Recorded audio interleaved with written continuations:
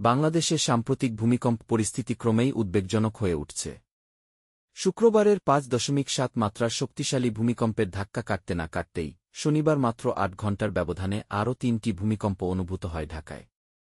নরসিংদীর পলাশ, ঢাকা ও আশপাশে এই কম্পনগুলো রেকর্ড করা হয় ৩.৩, ৩.৭ এবং ৪.৩ মাত্রায়। আন্তর্জাতিক ভূমিকম্প পর্যবেক্ষণকারী প্রতিষ্ঠান আর্থকোয়াক ট্র্যাকার জানিয়েছে, মাত্র ২৪ ঘণ্টায় বিশ্বজুড়ে হয়েছে ৯১টি ভূমিকম্প। গত ৭ দিনে এই সংখ্যা প্রায় ৮৫২। বাংলাদেশের আবহাওয়া অধিদপ্তর বলছে, ঘন ঘন এ ধরনের কম্পন বড় ধরনের ভূমিকম্পের পূর্বাভাস হতে পারে। প্রাণঘাতী শুক্রবারের ভূমিকম্পে ১০ জনের মৃত্যু এবং ৬ শতাধিক মানুষ আহত হন। আতঙ্কে অনেকে ভবন থেকে লাফিয়ে পড়ে আহত হয়েছেন। কিছু ভবনে ফাটল দেখা দিয়েছে, কোথাও কোথাও ভবন হেলে পড়ার ঘটনাও রয়েছে। বুয়েটের অধ্যাপক মেহেদী আহমেদ আনসারি বলেন, বাংলাদেশ দীর্ঘদিন ধরেই ভূমিকম্প ঝুঁকিপূর্ণ অঞ্চল। জোন ১, জোন ২ এবং জোন ৩ হিসেবে পুরো দেশ ভাগ করা হয়েছে, এর মধ্যে কয়েকটি অঞ্চল উচ্চ ঝুঁকির মধ্যে রয়েছে।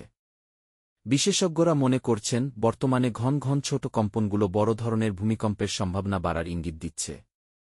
জনগণকে সতর্ক থাকতে এবং ভবনগুলোর নিরাপত্তা নিশ্চিত করার উপর জোর দিয়েছেন বিশেষজ্ঞরা।